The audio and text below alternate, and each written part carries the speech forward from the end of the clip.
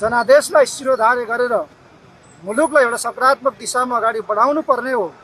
यस विपरीत जनादेशको उन्मादमा मातिएर अहिलेको वर्तमान सरकारले मुलुकलाई मुठभेडमा धकेलेको छ। फागुन 21 गते नेपाली जनताले प्रकट गरेको अभिमतलाई हामीले स्वीकार गरेका छौँ, हामीले सम्मान गरेका छौँ। तर त्यसको अर्थ जनादेशलाई एउटा जुन ढङ्गबाट एउटा उन्मादमा परिणत गरेर राजनीतिक प्रतिशोध साध्ने हिसाबले शपथ खाएको केही घन्टामै पहिलो कदममै जुन प्रकारले राजनीतिक प्रतिशोधका आधारमा नेकपा एमालेका अध्यक्ष केपी शर्मा ओलीलाई गिरफ्तार गरिएको छ, यो सिधा प्रतिशोधपूर्ण, आग्रहपूर्ण, गैर कानुनी र गैर न्यायिक भनेर हामीले भनेका छौँ।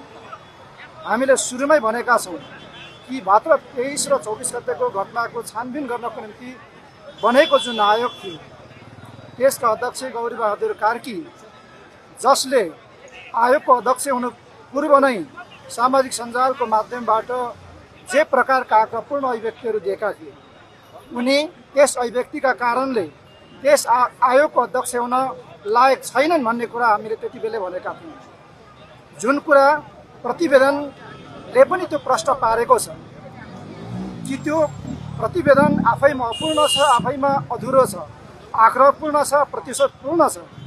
त्यस प्रकारको अधुरो, त्यस प्रकारको अपुरो प्रतिवेदनलाई आधार मानेर प्रतिवेदनलाई सार्वजनिक नगरिकन, छानबिन र अध्ययन नगरिकन जुन प्रकारले राजनीतिक प्रतिशोध साधेर नेकपा एमालेका अध्यक्षले रातारात गिरफ्तार गरिएको छ, यो गैर कानुनी छ, गैर न्यायिक छ।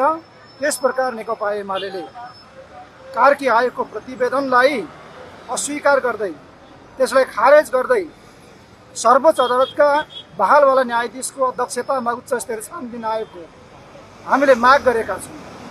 त्यस प्रकारको उच्च स्तरीय आयोगको गठन पश्चात भएको निष्पक्ष छानबिन र अध्ययनले तयार पार्ने प्रतिवेदनका आधारमा जोसुकैलाई पनि कारबाहीको कठघरामा उभ्याउन सकिन्छ, त्यसलाई मान्न सकिन्छ। तर अहिले जुन प्रकारले जनादेशलाई शिरोधार्य गरेर मुलुकलाई एउटा सकारात्मक दिशामा अगाडि बढाउनु पर्ने हो, यस विपरीत जनादेशको उन्मादमा मातिएर अहिलेको वर्तमान सरकारले मुलुकलाई मुठभेडमा धकेलेको छ, द्वन्द्वमा धकेलेको छ र विदेशी हस्तक्षेप भित्र्याउने र मुलुकलाई युक्रेन बनाउने तर्फ अहिलेको सरकार उद्धत छ भन्ने कुरा त्यो छर्लङ्ग भएको छ।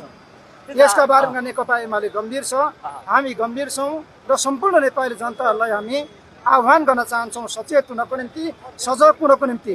नेपाली जनता सुशासन चाहन्छन्, नेपाली जनता शान्ति चाहन्छन्, नेपाली जनता लोकतन्त्र संविधानको रक्षा चाहन्छन्।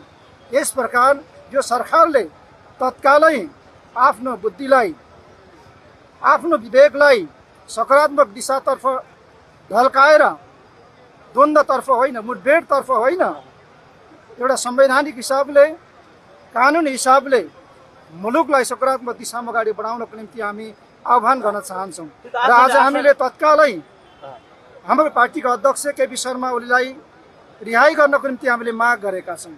न्यायालयलाई दबावमा पारेर होइन, धम्कीमा तर्साएर होइन, स्वतन्त्र ढङ्गले न्यायमूर्तिहरूले फैसला गर्ने, आदेश गर्ने खालको वातावरण बन्नुपर्छ।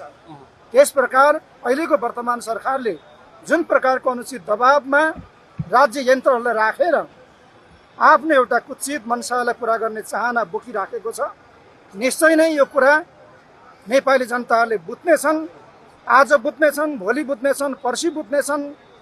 त्यस प्रकार नेपाली जनता फेरि मैदानमा आउनेछन्, संविधानको रक्षाको लागि, कानुनी शासनको पक्षमा आफूलाई चाहिँ उभ्याउनेछन्।